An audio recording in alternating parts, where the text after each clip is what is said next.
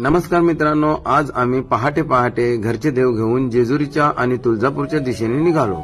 सकाळी 8 वाजता आम्ही पुण्यापर्यंत पोहोचलो आणि पुण्याला आल्यावर आम्ही नाश्ता करण्यासाठी हॉटेलमध्ये बसलो। मग तेथून निघालो आणि पुन्हा प्रवास आणि त्याच्यानंतर वापस हॉटेलला थांबलो। तेथे नाश्ता आणि चाय घेतला आम्ही, वरदने वडापाव खाला। मग थोड्याच वेळात आम्ही तुळजापूरला पोहोचलो। तुळजापूरला पोहोचल्यावर आम्ही ओटीचं सामान घेऊन मंदिराच्या दिशेने निघालो।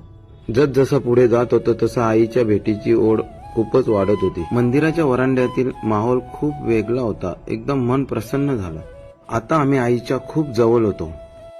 खूप वर्षांनी घरच्या देवांची आणि आईची भेट झाली। दर्शन घेऊन गाभाऱ्यातून आम्ही बाहेर निघालो। बाहेर निघाल्यावर आम्ही पुन्हा जेजुरीच्या दिशेने प्रवास सुरू केला। रस्त्याला जाताना आम्ही पेरू घेतले। थोडा प्रवास करून आम्ही जेवण करण्यासाठी थांबलो। जेवण झाल्यावर आम्ही पुन्हा जेजुरीच्या दिशेने निघालो। नंतर आम्ही पुन्हा नाश्ता करण्यासाठी थांबलो। तेथे आम्ही मस्त चाय आणि बिस्किट खाल्ले। त्यानंतर आमचा पुन्हा जेजुरीच्या दिशेने प्रवास सुरू झाला। जेजुरीला पोहोचल्यावर आम्ही सर्वात प्रथम पायरखा बघायला गेलो। त्यानंतर आम्ही रूमवर आलो।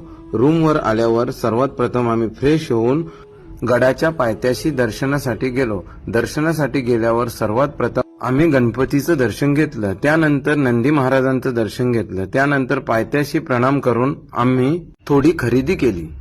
खरेदी झाल्यावर आम्हाला खूप भूक लागली। त्यानंतर आम्ही हॉटेलमध्ये जेवण करण्यासाठी गेलो आणि जेवण झाल्यानंतर आम्ही परत रूमवर आलो। असा होता